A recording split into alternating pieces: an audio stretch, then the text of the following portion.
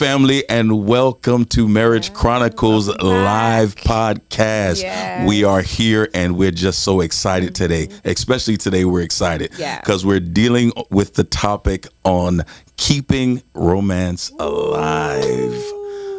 It's going to be interesting. It is. It's going to be. It's going to be really good. Just being able to sit down here, spend time, and just be able to do this podcast just alone with my life partner, my boo, my wife, my everything. I'm telling you, is phenomenal.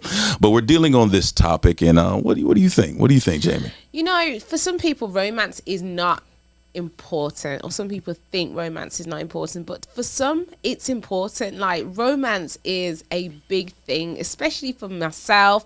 I mean, how do you feel about romance? Is romance important to you? I think romance is very, very important to me, and I think sometimes romance is not always there. And I think the reason why it's not always there is because we live so much busy lives that we actually have to kind of schedule romance in it, if that makes any sense. But I think how we do it and how we've done it over years, especially, we're living in Florida now, but, when we were living in England and life was just so busy, especially cold, we used to put on our coats and make sure that we had a date night.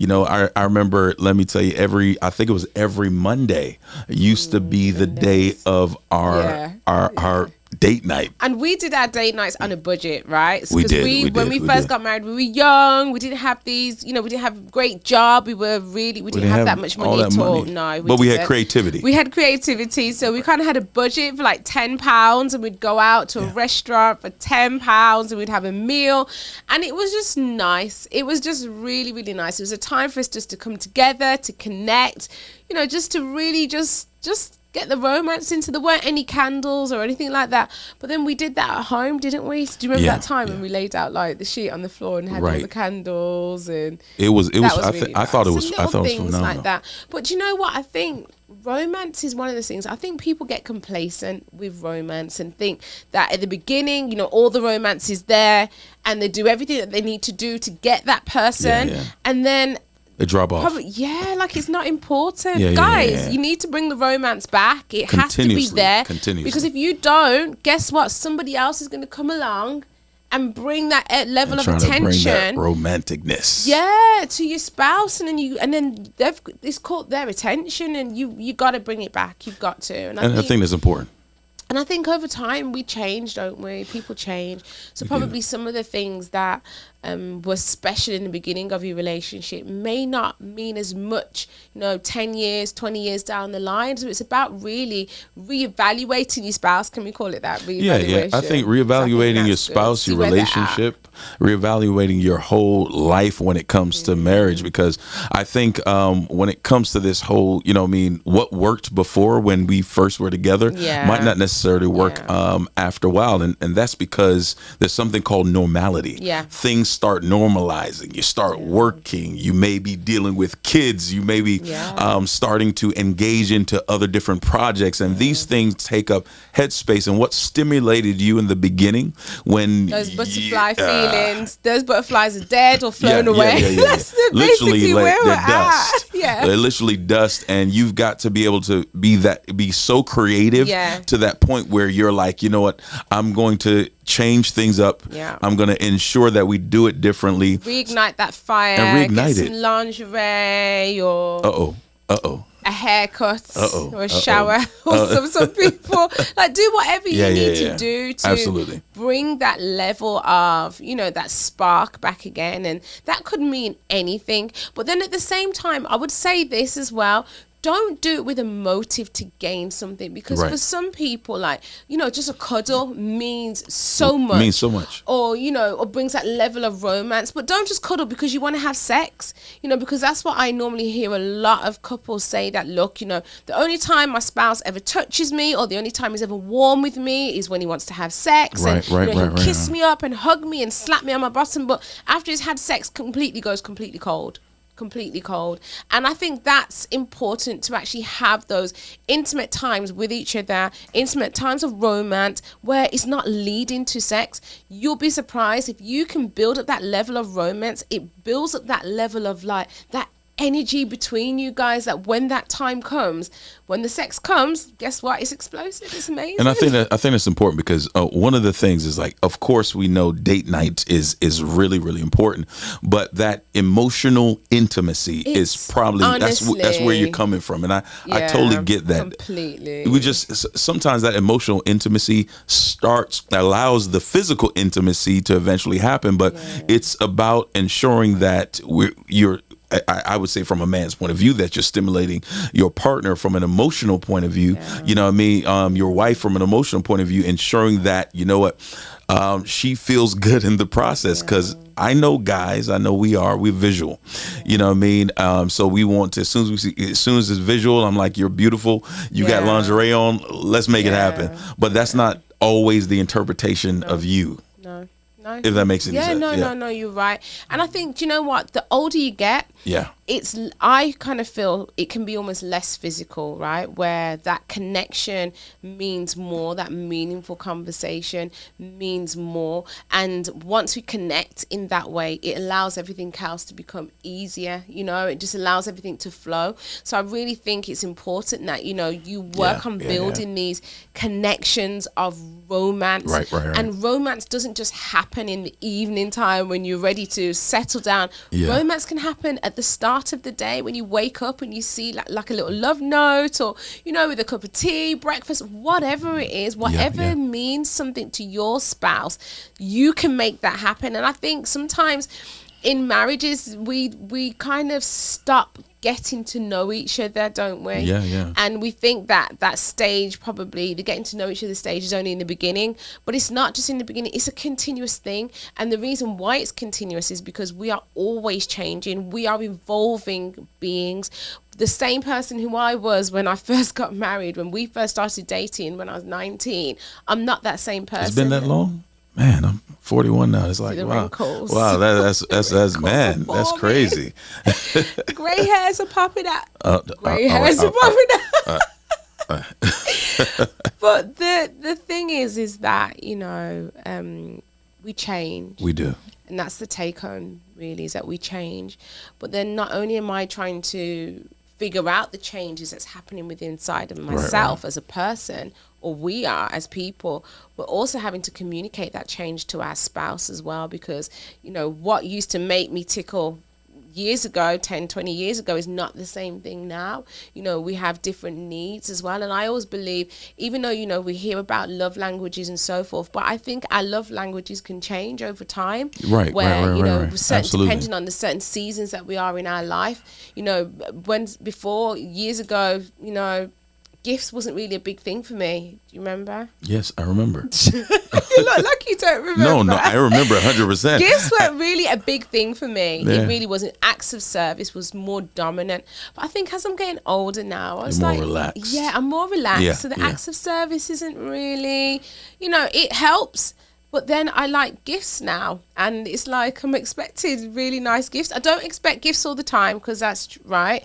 But like, you know, for key events like birthday, Christmas, then I'm expecting a nice gift. Before, I was never really fussed about it. But one thing you do like is that I remember back in the days when I used to give you gifts, and I'm like, yeah, this is the best gift in life. And if there wasn't a card, if it wasn't a card, I'm like, you didn't. You're like, where's my card? You know. Do you know what it is? It's because it was how I was raised. My mom, she was like, she always taught me, Jay, listen, it took me time to get this card for you, and every single word in this card means something to me, and it's how I'm trying to convey my emotions. So just take a minute, sit down, read the cards, and then you can get to the gift later.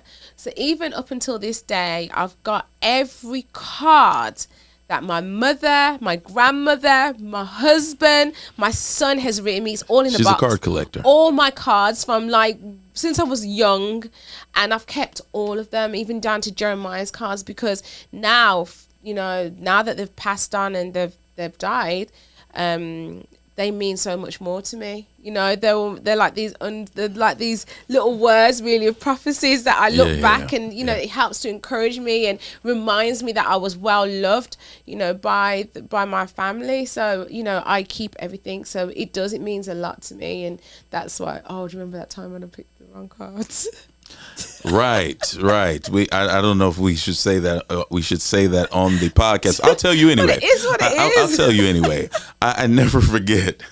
I think was it my birthday? Yeah, no, Father's Day. It was Father's Day. I think it was. I think it was my birthday, but it was one of them times. And then, but when you gave me the card, it had. I think my wife must have picked up this card really, really quickly, and it had, instead of it's something to do with not man but woman, wife. Yeah. Wife. Yeah. It has something to do with wife, and I was like, wow. You're getting me cards like this? There was no thought in that. No, here's the thing though.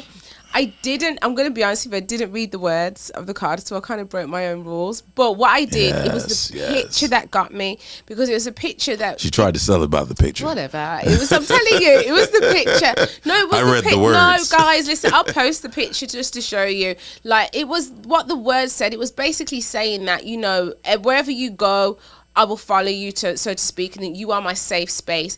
And the front of it really depicted how I felt. But obviously I didn't take time, and I was rushing. And I was already annoyed because I kind of feel nowadays, I don't know if any of you guys have noticed this, but it's really hard to get decent cards nowadays. Like, you can go to Publix and Walmart and search for like cards, and some of them are just not great quality. I understand why you got a wife now, because it's so hard. Anyway, it's no, but all just teasing. But it's one of the things. I mean, romance for us is I think is really, really, really just so important when it comes to the aspect of whether that be through cards that we give. We started out our day sometime with texts. I'll go ahead and call my wife, and she'll when I call her, she'll be like, "You miss me, don't you?"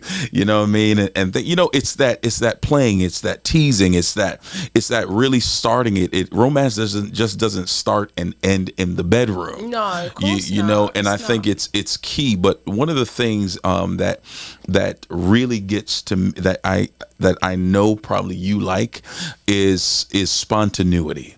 You know what I mean? I understand, we got date night and we have, all of these emotional intimacy, but that level of just being spontaneous with something. Yeah, but then you see, the thing is, it's spontaneous and there's cheesy. Please explain.